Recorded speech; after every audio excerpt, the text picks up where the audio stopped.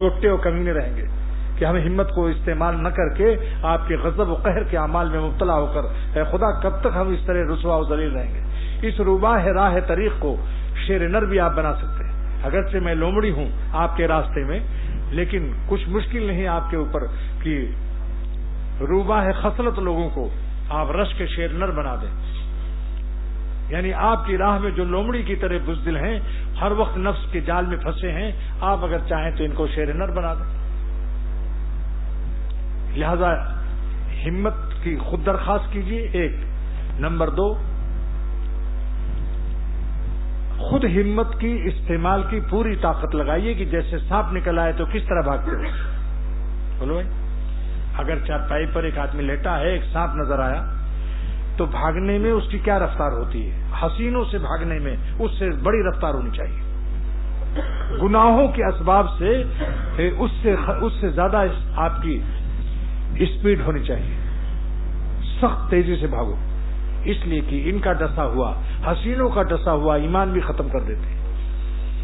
حکیم الامت تھانوی فرماتے ہیں رحمۃ اللہ علیہ کہ ایک واقعہ علامہ ابن جوزی نے لکھا ہے کہ ایک شخص ایک لڑکے پر عاشق ہو گیا. جب مرنے لگا تو لوگوں نے کہا کلمہ پڑھ لو، تو اس نے کلمے کی جگہ یہ شعر پڑھا: رضا کا شہا الا فوادی، اے معشوق لڑکے تیرا خوش ہو جانا مجھے زیادہ پسند ہے، من رحمت الخالق الجلیلی، اللہ تعالیٰ کی رحمت سے. اور اسی کفر میں ختم ہو گیا. لوٹے سے وہی نکلے گا جو لوٹے میں ہوگا. جلدی جلدی قلب کو غیر اللہ سے پاک کر لو.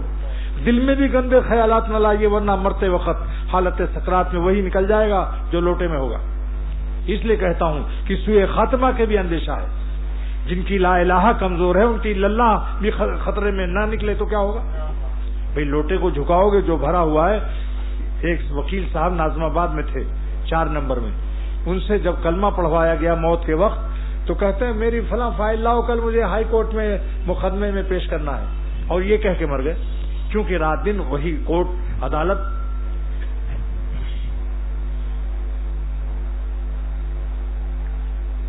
پان کھانے والوں کو دیکھا گیا کہ حالت سکرات میں دیکھیے میرے انگلی کو دیکھیے، حالانکہ ہوش نہیں ہے ان کو. پھر ادھر ہاتھ لگایا، کتا چونا، وہی نقشہ ہے.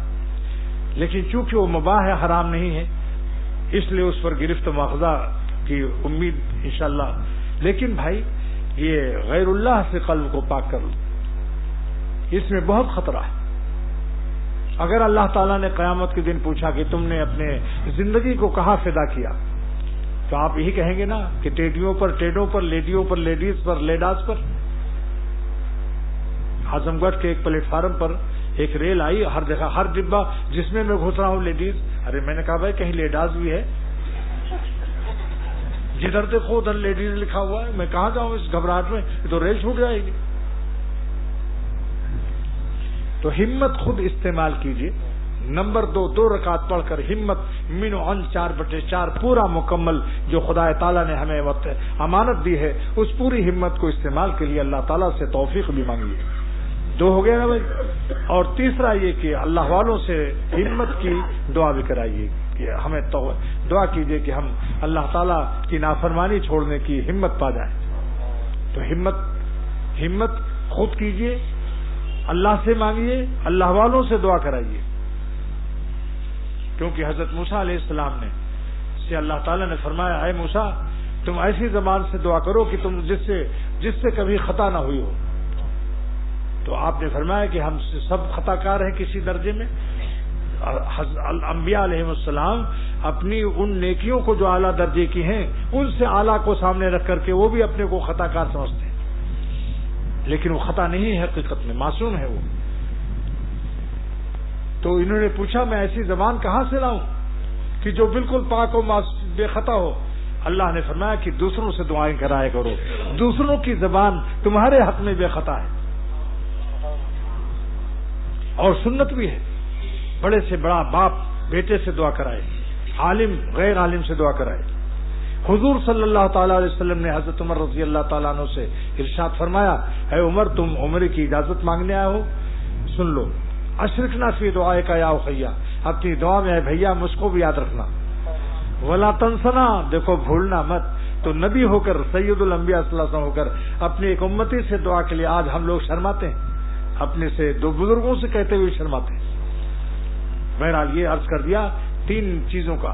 اب سنیے وہ 4 عمل بتاتا ہوں کہ جس سے انشاءاللہ تعالی، واللہ پھر کہتا ہوں کیا کروں، قسم کھانا پڑتا ہے، جوش میں آ کر کہتا ہوں کہ اتنا مزہ آئے گا اللہ کے نام میں کہ آپ ساری دنیا کے سلاطین کے تخت و تاج، ساری دنیا کی لیلائے کائنات کے نمکیات، ساری دنیا کے مٹھائی اور گلاب جامن اور ربڑیاں اور پاپڑ سب بھول جائیں گے۔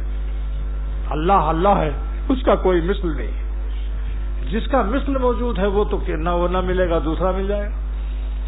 اللہ کے لذت، ان کے نام کی مٹھاس کی پوری دونوں جہان میں کوئی مثل نہیں ہے، یہاں تک کہ جنت میں بھی اس کی مثل نہیں ہے۔ حوروں سے بھی آپ اللہ کی لذت کو زیادہ پائیں گے۔ اسی لیے جب اللہ تعالیٰ کا دیدار دیکھیں گے اہل جنت تو حوریں یاد بھی نہ آئیں گے اس وقت کہ کہاں ہے، کہاں خرد ہے، کہاں ہے نظام کار اس کا، یہ پوچھتی ہے تیری نرگس خمار آلود، تیرے جلووں کے آگے ہمت شرح بیاں رکھ دی، تیرے جلووں کے آگے ہمت شرح بیاں رکھ دی، زبانیں بے نگاہ رکھ دی، نگاہیں بے زباں رکھ دی۔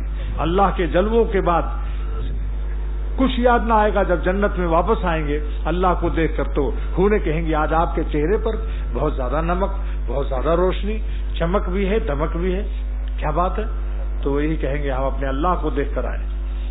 ان کا جمال ہمارے چہروں پر نفوذ کر گیا۔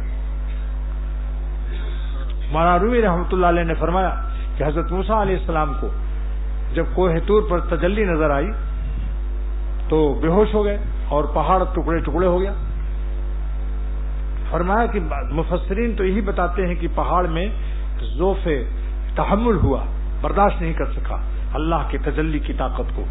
مولانا فرماتے ہیں مگر میرے قلب میں اللہ تعالیٰ نے ایک وجہ اور ڈالی ہے، علم لدنی ہے یہ، کہ پہاڑ عاشق تھا اللہ کا۔ اس نے سوچا کہ اگر میں ایسے ہی رہوں گا ثابت تو اوپر اوپر رہے گی تجلی، اندر تو نہیں آئے گی۔ بربرونے کوہ چزد نور سمد، معرومی فرماتے ہیں کہ حق تعالیٰ کی تجلی سمدیت جب کوہ طور کے ظاہری سطح پر نازل ہوئی تو پارا شو ٹکڑے ہو گیا، تا دردورون شمزنت، تاکہ میرے اندر بھی اللہ آ جائے۔ میرا شیخ اللہ اکبر شاہ عبد الغنی رحمۃ اللہ علیہ تلاوت کرتے کرتے ایک دن فرمایا محراب میں پھول پور کی مسجد کے، آجا میری آنکھوں میں، سما جا میرے دل میں۔ ارے عاشقوں کی صحبت اختیار کرو تو معلوم ہوگا دین کیا چیز ہے۔ کتابوں سے عمل کے کمیات ملتے ہیں، اللہ والوں کے سینوں سے کیفیات ملتے ہیں۔ چاروں اماموں نے فقہ اربع کے چاروں امام ابو حنیفہ، امام شافعی، امام احمد بن حنبل اور امام مالک رحمۃ اللہ علیہ اجمعین نے انہوں نے ہمیں اعمال کے کمیات دیے ہیں۔ اور سلاسل اربع شیخ عبد القادر جیلانی اور شیخ شہاب الدین سہروردی اور شیخ بہاؤالدین نقشبندی اور شیخ معین الدین چشتی اجمیری، ان بزرگوں نے چاروں سلسلوں کے ان ائمہ سے تصوف نے ہمیں اعمال کی کیفیات دی۔ اللہ والوں سے کیفیت ملتی ہے، کتابوں سے کمیت ملتی ہے۔ یہی وجہ ہے کہ آج کیفیت کم ہونے سے شمع تو جل رہی ہے، 100 بز میں روشنی نہیں، ورنہ واللہ درد بھرے دل سے اگر ایک بیان کوئی کر دے کافر کا بھی دل ہل جائے گا انشاءاللہ تعالی۔ یہ معمولی بات ہے، اللہ تعالیٰ کی محبت۔ خواجہ صاحب رحمۃ اللہ علیہ کوئی بڑے عالم تو نہیں تھے، حقیق الامت کے خلیفہ تھے۔ حضرت محمد حسن امرتسری رحمۃ اللہ علیہ سے ملنے آ رہے تھے۔ امرتسر سے پہلے ایک اسٹیشن پڑا، وہاں ریل بدلنی تھی، 1 گھنٹہ لیٹ تھی ریل، بیٹھ گئے وہاں شعر وغیرہ سنانے، مسلمان تو کھڑے ہو گئے، کافر بھی کھڑے ہو گئے۔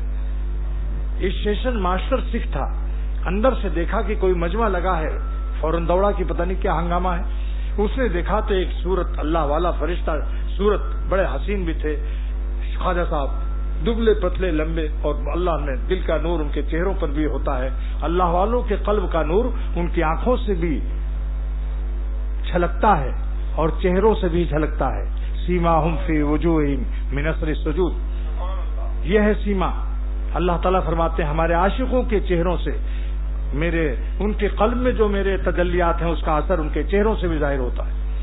علامہ آلوسی رحمۃ اللہ علیہ فرماتے ہیں سیماہم المراد بسیما ہوا نور یظہر علی العابدین یبدو من باطنہم الی ظاہرہم، یہ سیما کیا چیز ہے؟ اللہ والوں کے چہرے کا وہ نور ہے جو ان کے دل میں ہے، لیکن جب دل کے پیمانے سے چھلک جاتا ہے تو آنکھوں سے پھر ٹپکنے لگتا ہے اور چہروں سے